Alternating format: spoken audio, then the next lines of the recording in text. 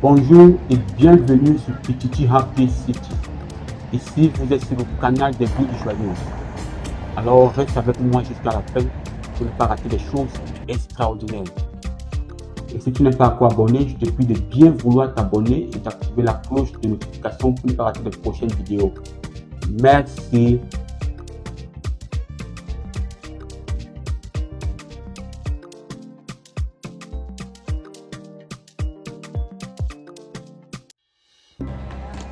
Il y a des villes qui se visitent et d'autres qui se contemplent.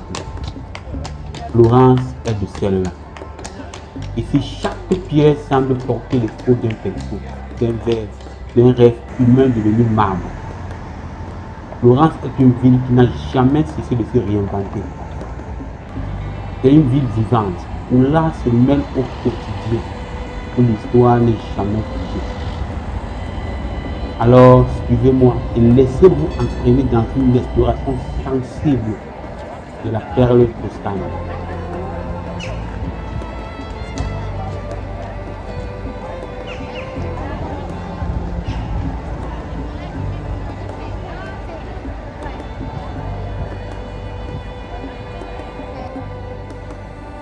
Ici, nous sommes sur le Palazzo Strozzi, ou le bâtiment Strozzi, construit par Lippo Strozzi, un riche banquier. Aujourd'hui, il accueille des expositions contemporaines. Ce que vous voyez au-devant de moi, c'est une œuvre d'art en forme humaine, avec le derrière élevé.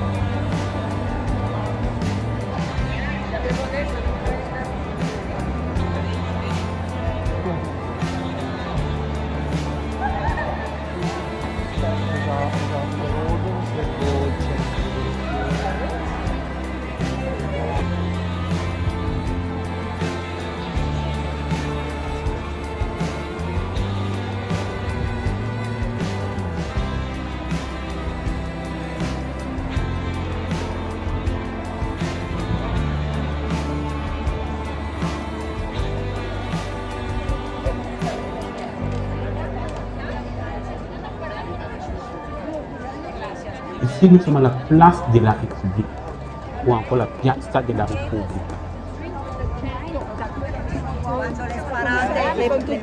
La place qu'on voit aujourd'hui est le fruit d'une démolition massive du Moyen-Âge.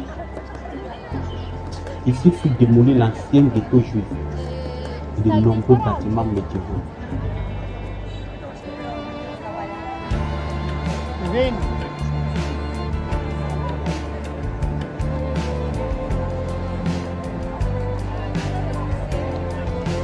Florence devient capitale du royaume d'Italie de 1865 à 1861. Puis la place actuelle va le cœur de Florence. Colonie romaine fondée en 59 avant Jésus. Et c'est ici, cet endroit, que se croisaient le Cardo et le Decamanus, les deux axes majeurs de la ville romaine.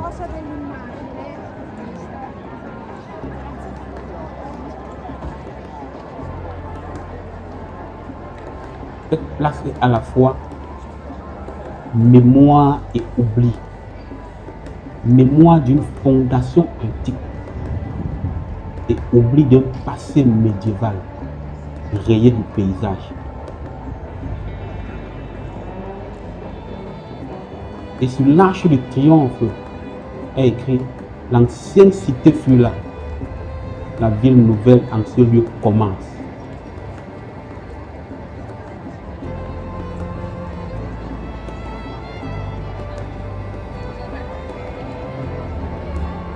Cette place de la République incarne un double visage de Florence, celui d'un musée vivant, mais aussi d'un parc parfois figé.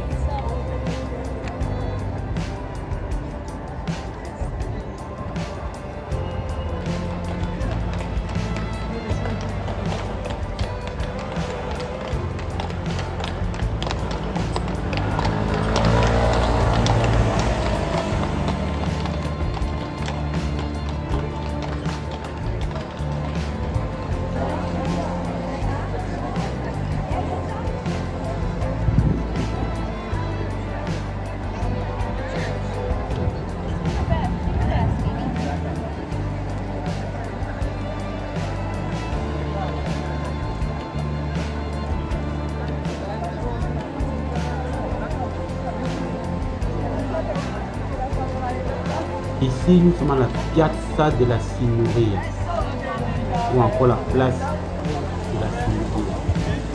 Depuis le Moyen Âge, cette place a été le cœur politique de Florence.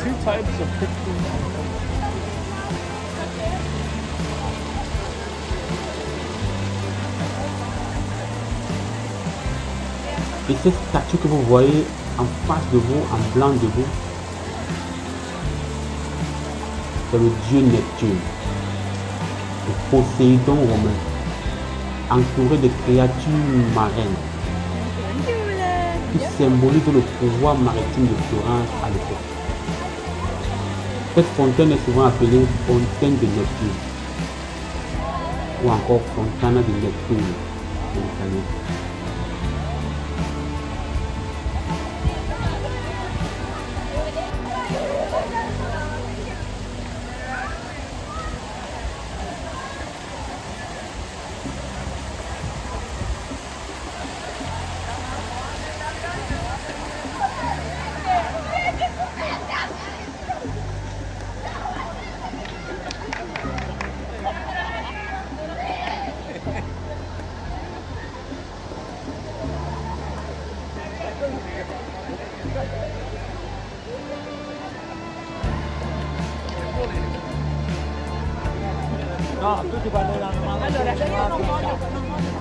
Cette place est aussi un lieu de sang et de feu. En 1498, le moine Savonarola y est brûlé vif après avoir dirigé une dictature démocratique.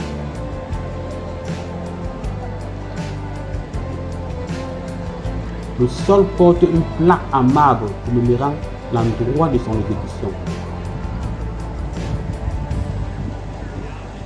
C'est un lieu hanté par la ferveur et la chute.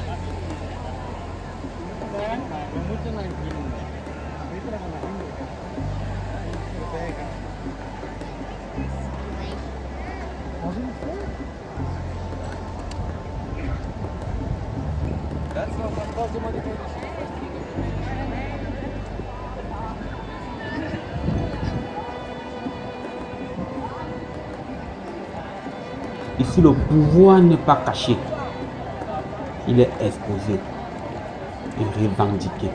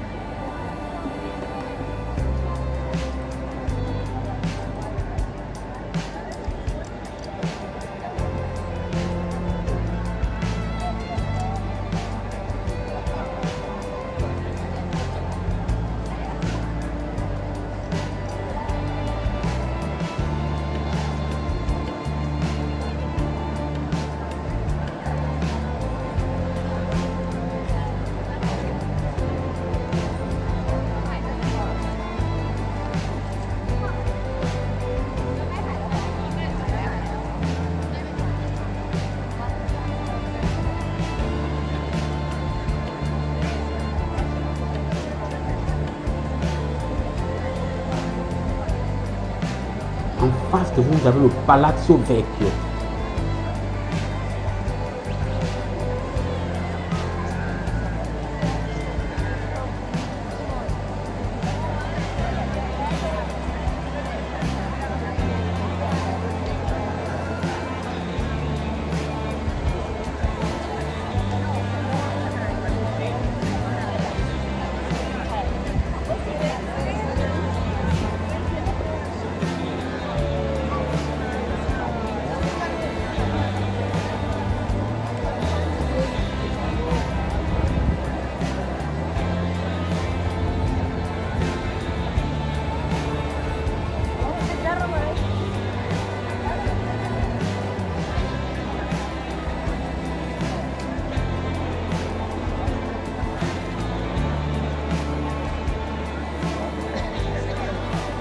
Ici, c'est la Loggia dei Lazzi,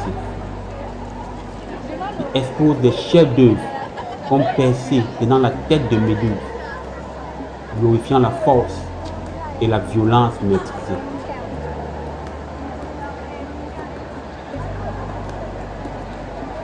Chaque statue est un message politique qui est déguisé en beauté.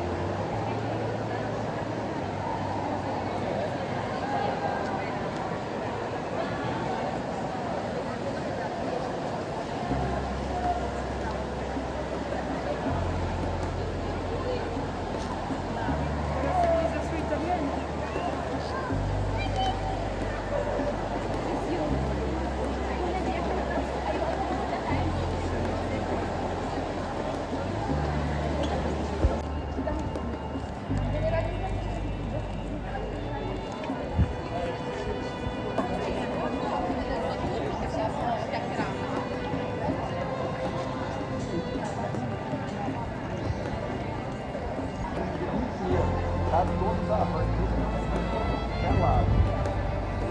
tudo de novo, bonitinho e tal.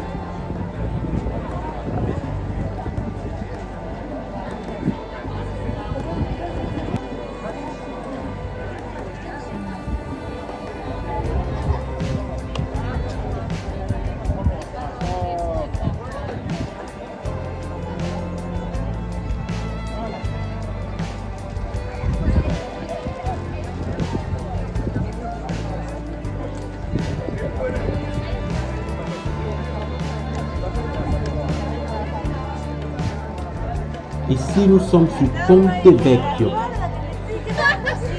l'un des rares ponts habités d'Europe, un vrai village suspendu. À l'origine, il abritait des bouchers, tanneurs et des forgerons. Le seul pont épargné par la Seconde Guerre mondiale. En 1944, les nazis détruisent tous les ponts de Florence, sauf le Ponte Vecchio. On raconte que Hitler lui-même aurait demandé à le préserver, impressionné par sa beauté.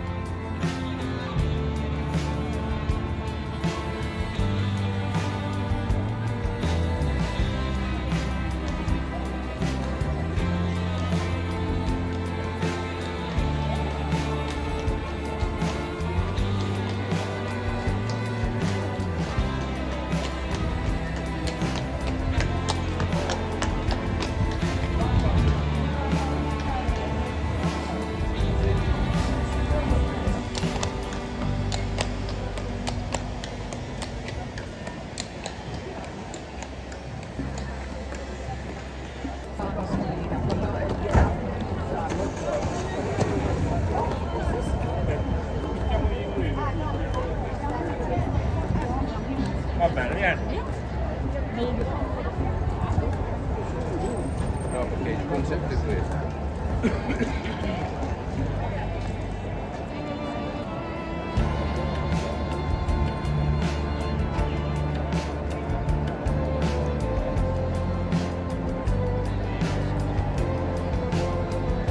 Ici, nous sommes présentement à la Piazza Duomo, ou encore la place Duomo. Cette place réunit trois monuments majeurs. Santa Maria del Fiore, cathédrale emblématique, née pour défier le temps.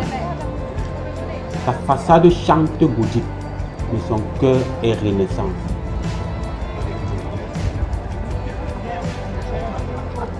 Le campanile de Giotto, qui est une prière verticale. Chaque niveau révèle l'esprit, chaque panneau raconte l'humanité.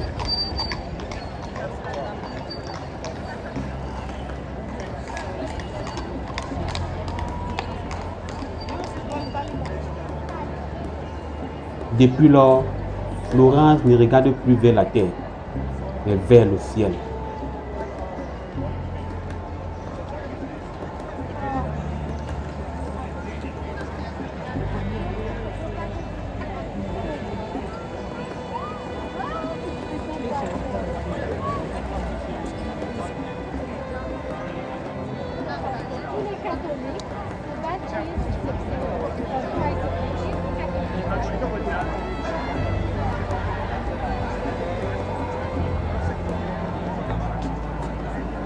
Et vous avez le baptistère.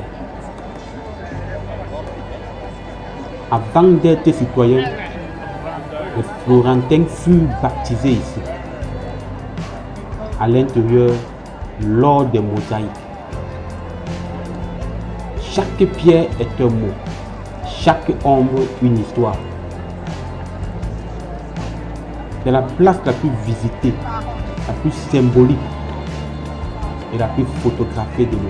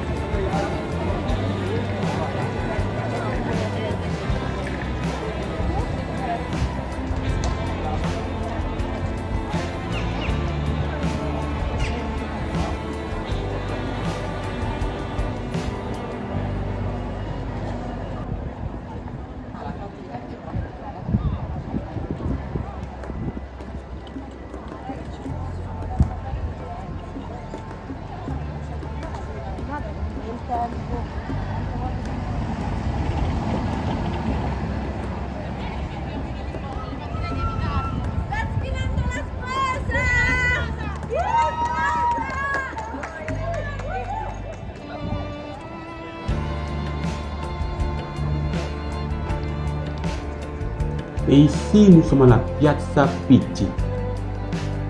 Et ce bâtiment en face de vous appartenait à un banquier au nom de Luca Pitti. Construit au XVe siècle. Il voulait rivaliser avec les Médicis. En difficulté financière, sa famille vendra le palais aux Médicis eux-mêmes. Ce bâtiment tourne le dos à la ville pour dominer. Comme pour dire, le vrai pouvoir c'est ici, à l'écart du bruit. Ce palais abrite aujourd'hui plusieurs musées majeurs.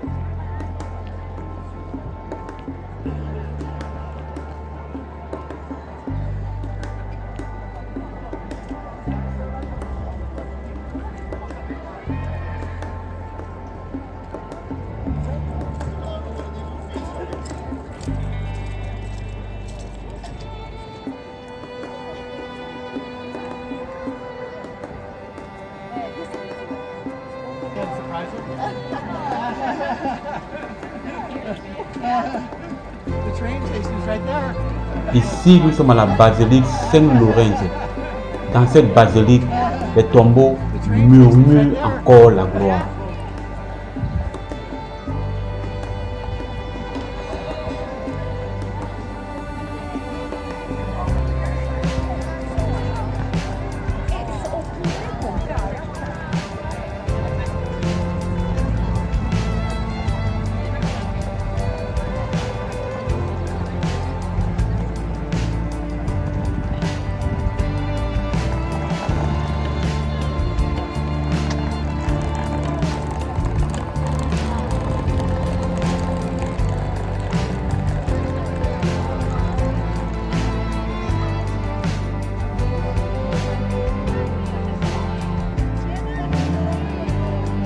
Ici, nous sommes à la Piazza Santa Maria Novella, la place Sainte-Marie Novella, située à côté de la gare de train.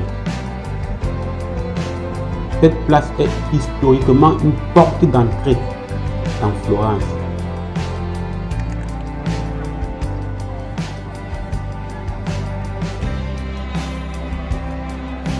Dès le Moyen Âge, elle accueillait les pèlerins, les marchands et les voyageurs.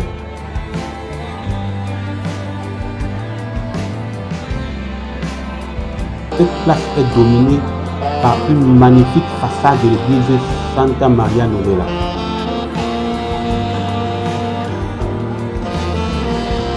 C'est l'une des premières façades de Renaissance de l'Italie, mais avec un souci mathématique de la proportion.